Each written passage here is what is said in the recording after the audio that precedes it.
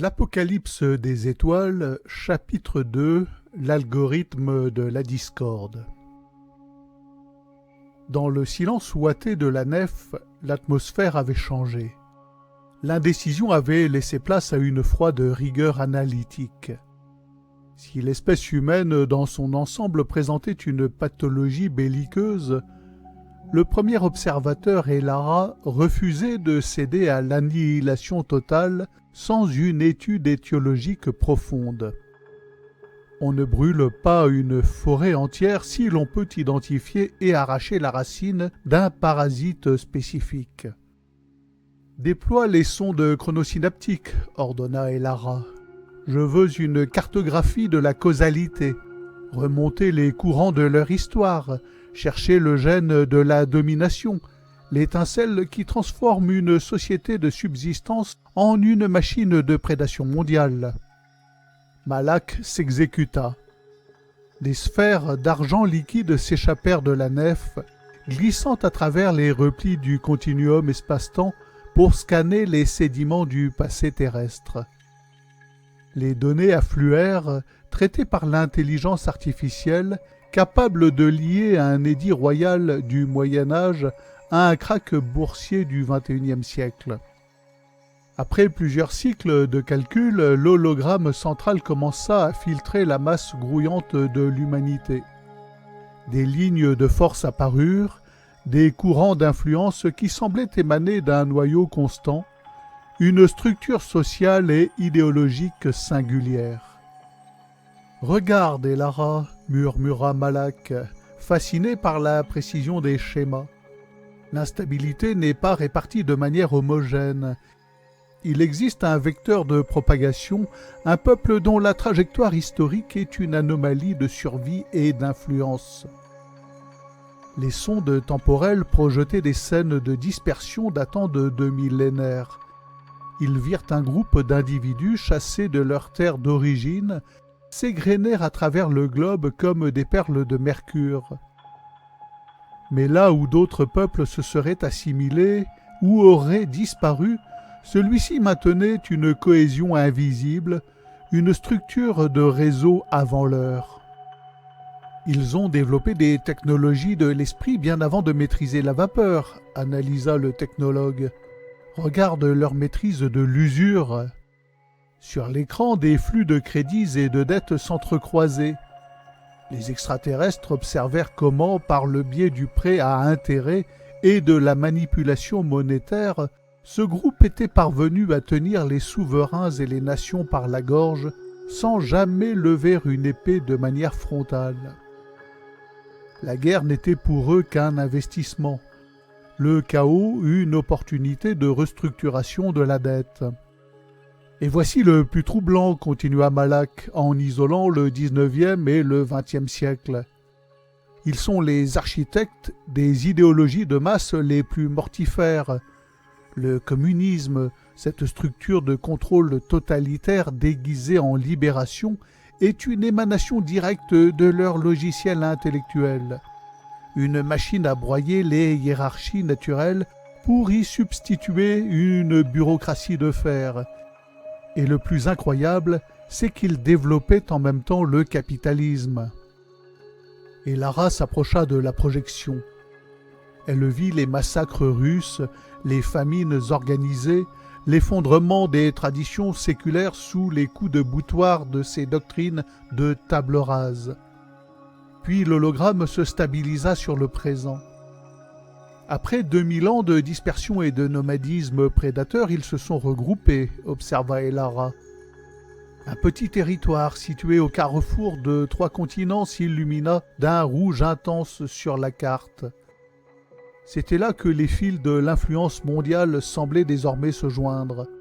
Un point minuscule sur la surface du globe, mais dont l'activité électromagnétique et politique faisait vibrer les senseurs de la nef. Une frappe ciblée, suggéra Malak, sa main survolant la commande de l'article 12. Si nous éliminons ce centre névralgique, ce foyer de rayonnement idéologique et financier, le reste de l'humanité pourrait retrouver un équilibre organique. Sans les architectes de la discorde et les maîtres de l'usure, les autres peuples plus rustiques reviendraient peut-être à une existence pacifiée et Lara fixait la petite enclave. La solution était techniquement élégante. Une seule impulsion de plasma, un nettoyage chirurgical de quelques kilomètres carrés, et la source du mal, identifiée par leurs algorithmes, serait neutralisée. L'univers serait alors protégé d'une future expansion de ce modèle de prédation sans avoir à sacrifier l'intégralité de la biosphère terrestre. C'est une opération de dératisation galactique, commenta-t-elle froidement. Précisément, répondit Malak. L'histoire démontre qu'ils ne changent pas, ils s'adaptent, mutent et finissent toujours par asservir leur hôte. Les laisser s'échapper vers les étoiles avec nos moteurs intergalactiques serait un crime contre les autres civilisations. Et Lara posa sa main sur la console. Elle s'apprêtait à valider les coordonnées de tir, mais une dernière donnée attira son attention sur le moniteur de surveillance des missiles. Un nouveau départ de feu venait d'avoir lieu, cette fois-ci depuis la zone cible elle-même. « Ils sont impatients, dit-elle avec un sourire sans joie. Ils facilitent notre choix. » Chapitre 3 : L'incarnation du paradoxe. Le doigt de Malak effleurait la commande de mise à feu. Les senseurs de la nef s'étaient verrouillés sur les coordonnées géographiques précises du foyer de discordance. Dans les silos de plasma, l'énergie vrombissait, en accord avec l'article 12, prête à rayer de la carte le centre névralgique de la prédation terrestre. « Séquence d'amorçage à 90%, annonça le technologue. Mais Elara ne regardait plus les cibles.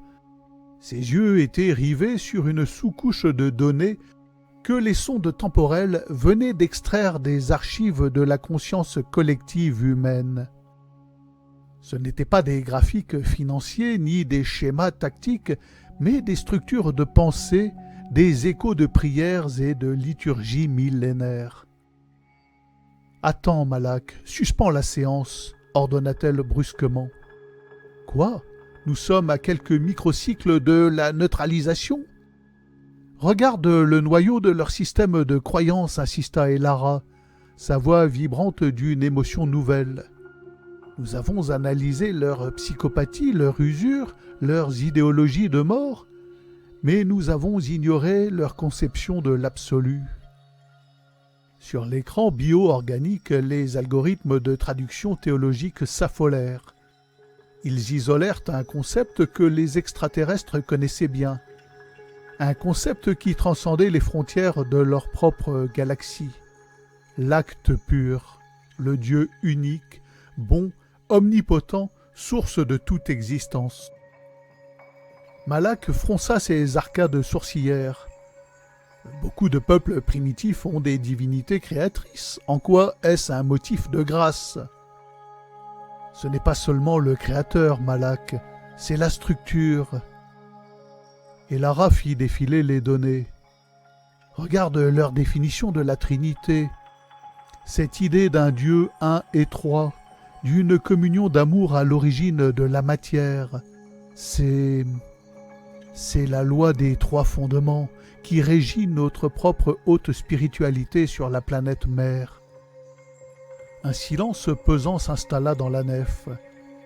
Pour ces êtres venus des étoiles, la religion n'était pas une superstition, mais la science ultime des réalités invisibles. Ils savaient que l'univers n'était pas un accident, mais un poème structuré. Soudain, une archive poussiéreuse enfouie dans la mémoire collective des voyageurs refit surface. Une prophétie partagée par d'innombrables civilisations de la Fédération galactique. Une légende que les siècles d'exploration spatiale avaient fini par transformer en mythe lointain.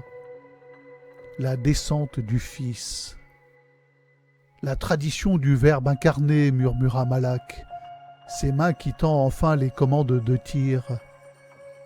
Il est dit que sur une seule planète de l'immensité, parmi des milliards de mondes, le Créateur lui-même s'est fait chair, qu'il a permis à son propre Fils de s'incarner pour racheter la finitude et la chute d'une espèce. Et Lara pointa une date sur la ligne temporelle de la Terre, l'an 0. Les sondes indiquent que ce peuple que nous jugions prédateur est aussi le réceptacle de cet événement, dit-elle. C'est sur cette terre, dans cette zone précise, que nous nous apprêtions à détruire, que l'histoire prétend que le divin a marché parmi les hommes. L'ironie était totale, presque insoutenable. Ce peuple qu'il percevait comme une tumeur à extirper était peut-être, en réalité, le dépositaire de la plus grande gloire de l'univers connu. C'est impossible, balbutia Malak. Comment une espèce aussi belliqueuse, aussi prompte au massacre et au vol, pourrait être l'élu du salut? Pourquoi s'incarner chez des êtres aussi psychopathes? Précisément pour cela, peut-être, répondit Elara, les yeux brillant d'une lueur mystique. Là où le péché abonde, la grâce surabonde. Si cette promesse est vraie, si ces terriens sont les bénéficiaires de l'incarnation, alors détruire cette planète ne serait pas une mesure de sécurité. Ce serait une grave entorse au plan divin. Elle regarda à nouveau les points rouges des missiles qui volaient à la surface. Le contraste était saisissant. D'un côté, l'horreur de la violence humaine, de l'autre, la possibilité que Dieu lui-même ait choisi ce bourbier pour y planter sa tente. « Nous ne pouvons plus frapper, » concluait Lara. « Pas tant que nous n'aurons pas vérifié l'authenticité de cette présence.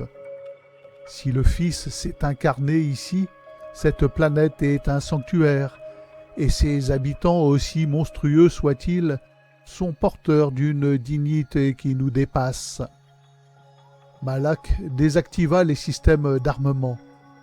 Les générateurs de plasma s'éteignirent dans un long sifflement. « Que faisons-nous » demanda-t-il.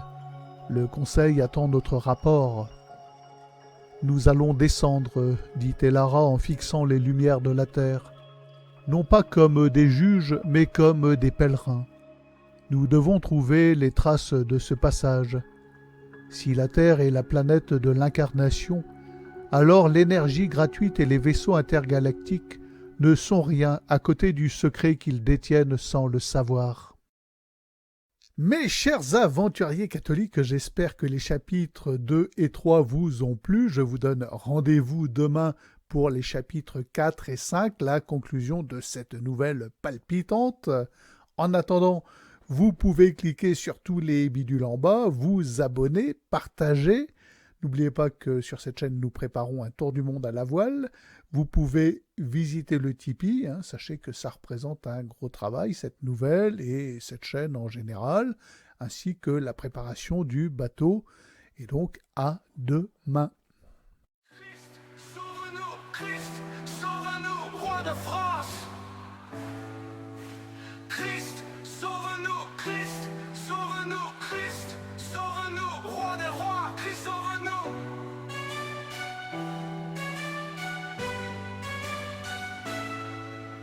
Christ, sauve-nous, Christ, sauve-nous, roi de France.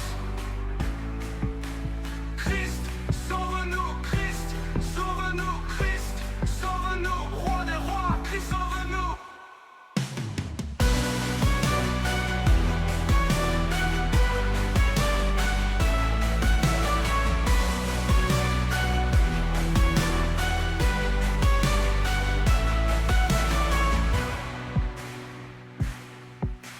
Christ, sauve-nous, Christ, sauve-nous, roi de France. Christ, sauve-nous, Christ, sauve-nous, Christ, sauve-nous, roi des rois, Christ, sauve-nous.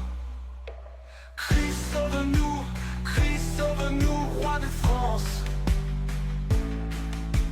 Christ, sauve-nous, Christ, sauve-nous, Christ, sauve-nous, roi des rois, Christ, sauve-nous. Christ, sauve-nous, Christ, sauve-nous, roi de France.